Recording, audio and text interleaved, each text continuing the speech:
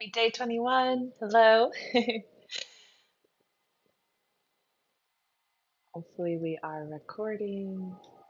Let me just make sure we are. We are. Okay, good. And hopefully the audio is coming in loud and clear. Ah, we're about to begin week 4. And it's very exciting to be almost 1 month into this journey. Wow. Just incredible. A lot of you really resonated with the teaching yesterday, and I'm so grateful for that. Presence is such a beautiful gift and city to be mindful of. So if you haven't watched it yet, Gene Key 20 is what I speak about on the 20th day of the Phoenix Diaries. And it is very profound and makes up the spine of um, all Gene Keys. It's beautiful. And so I wanted to speak to you today about a few things that I've been percolating on. We had a wonderful cacao circle last night in the Salt Cave, and some beautiful souls came. A gorgeous woman who is due in a few days. She's super pregnant, so beautiful, glowing. Oh, and she said that her last circle that she had been to was just before she had gotten pregnant. So it was literally a full circle. And it was such a pleasure and honor. And cacao is, I have mine with me now. It's such a beautiful medicine, especially for the feminine energy, and can be extremely nourishing for baby and for mama, and and any body that is needing some support on an energetic level. Also, with iron and magnesium, it's extremely high in, and it is a nature's antidepressant, essentially.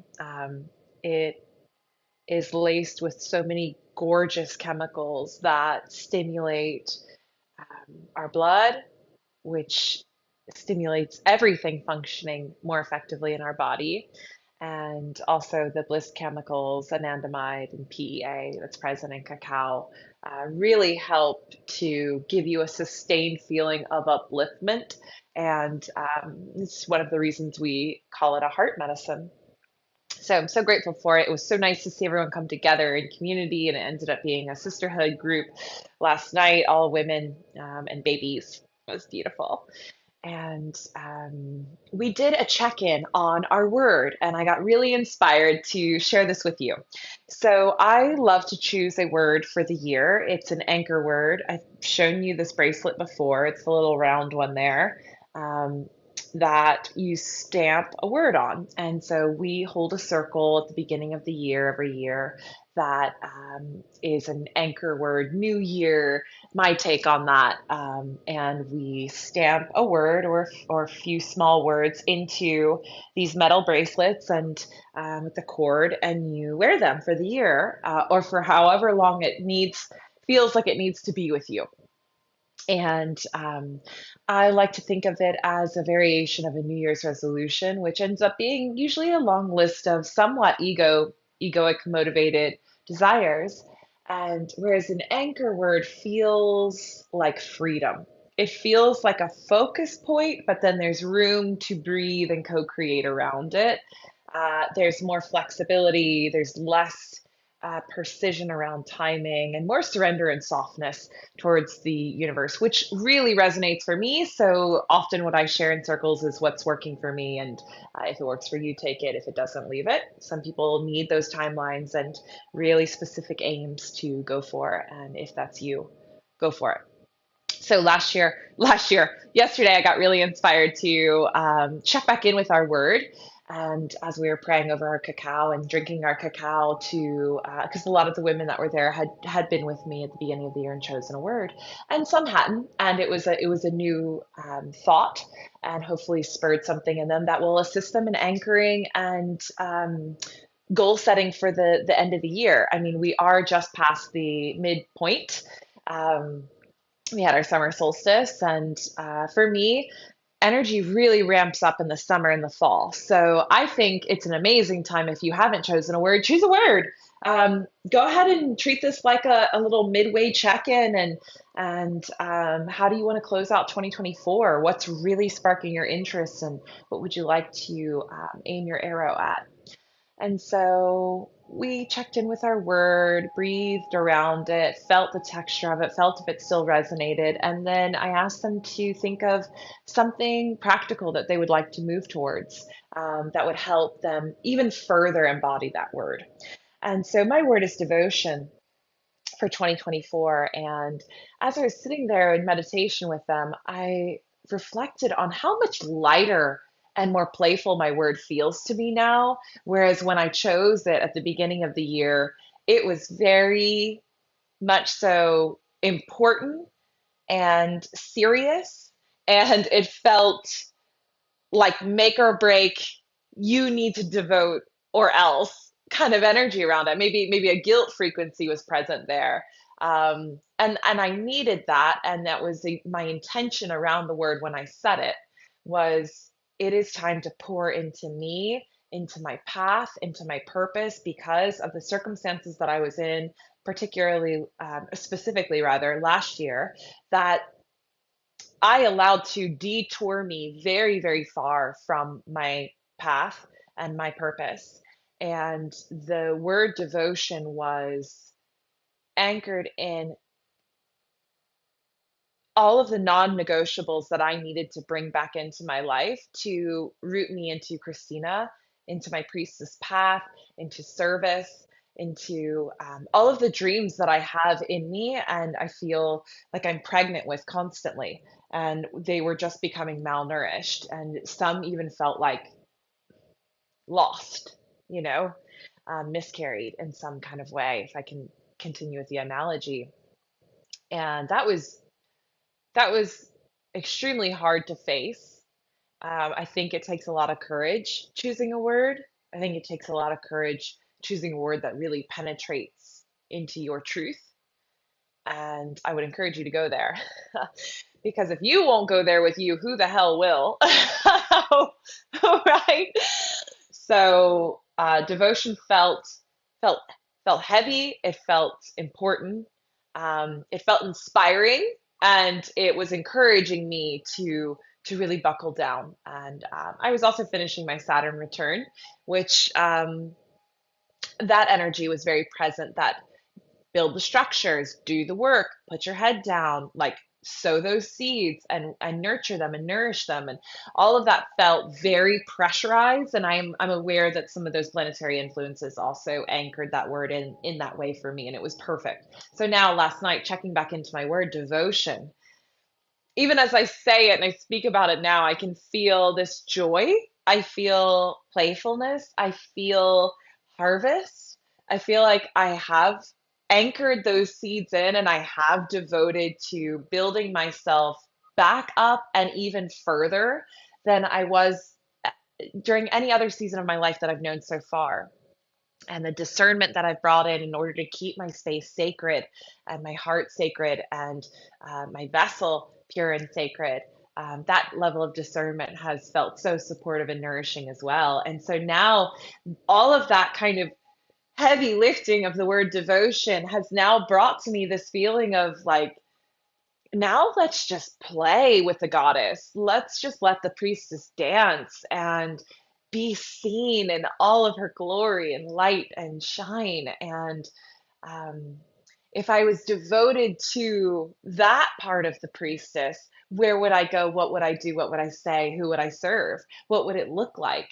What kind of collaborations and relationships would I enter into if I allowed myself to really be seen in my light and my brightness and my and allow myself to be cherished? I mean, that is fucking exciting. That level of devotion feels stretchy in a different way. It feels luxurious and pleasurable and um, free because the anchors and the grounding and the container is built, which is what I felt I did the first part of the year. And so now within that container, there is so much room that I'm seeing, like so much room. I've built this massive container of support and boundaries and protection, that within it, there feels like there's so many possibilities. I'm almost excitedly challenged with what do I choose first, you know? And so that level of devotion feels fresh and new and very much so liberating. And I will stretch myself into it. I will expand into that and just see how far my wings are going to take me. And it was gorgeous hearing the women's shares. You know, some women, when they remembered and contemplated the word they chose, they're like, I haven't even taken a moment to sit with what that really even means. The word speaks to me, but I don't know any actionable steps around that. And that's so real, so true. It was so beautiful seeing that honest expression. Like, I like this word, it's cute and it resonates. And also, I'm not taking any action towards it because I haven't taken enough time to even sit with what it fully means to me. Let it speak to me, breathe into me, direct me. I haven't, you, in a way, you haven't even submitted to the word itself. Teach me. If I were to hold the word devotion,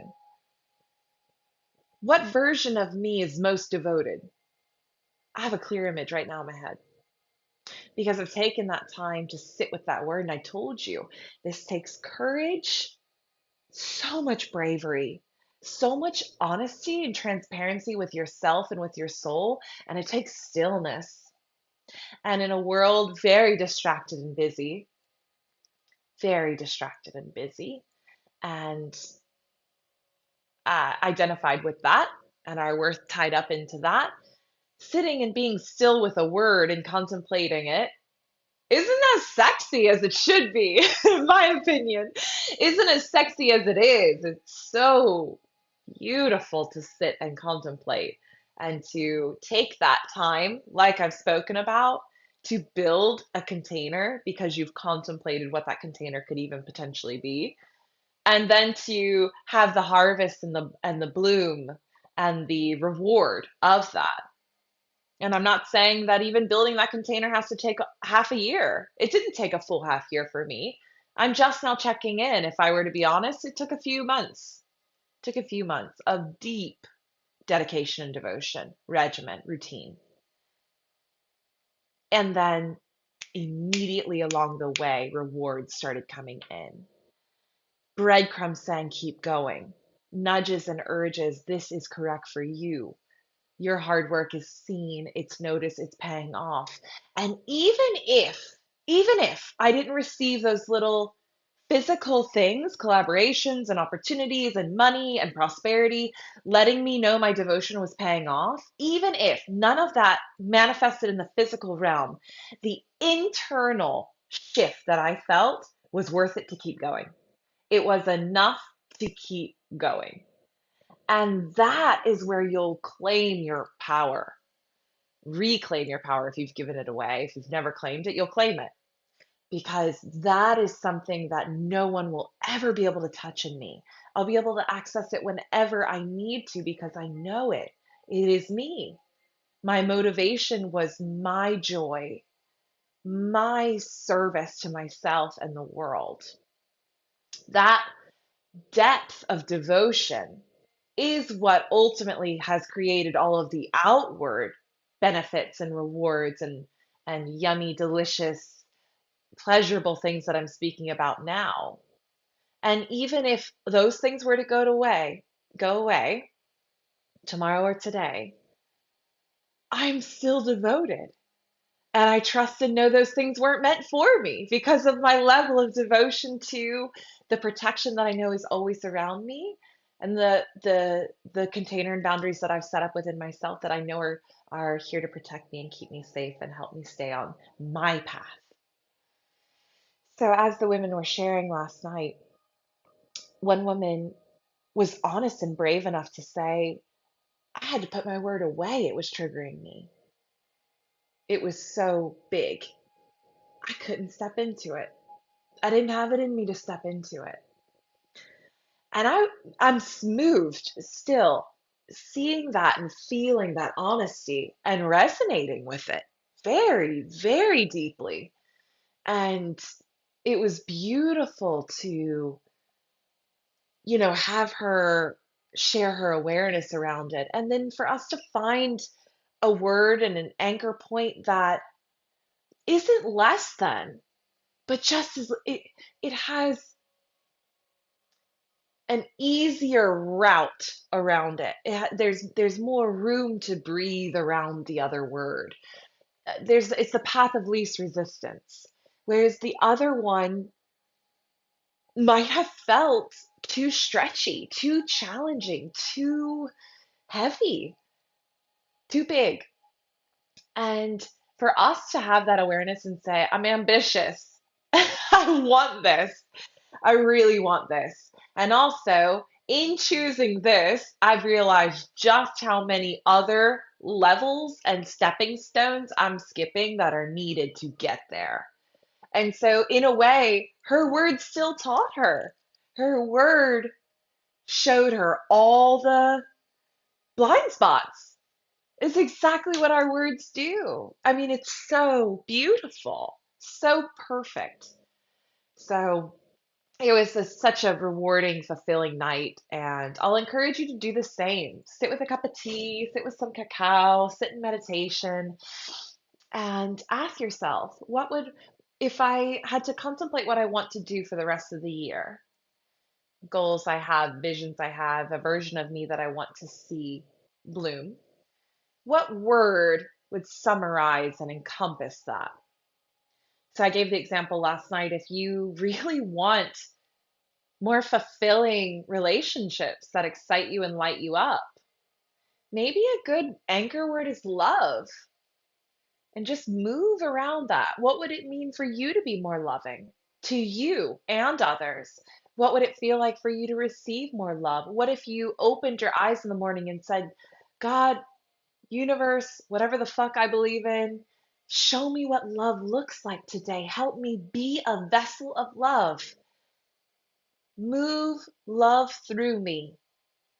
May I act in a way that unconditional love would act.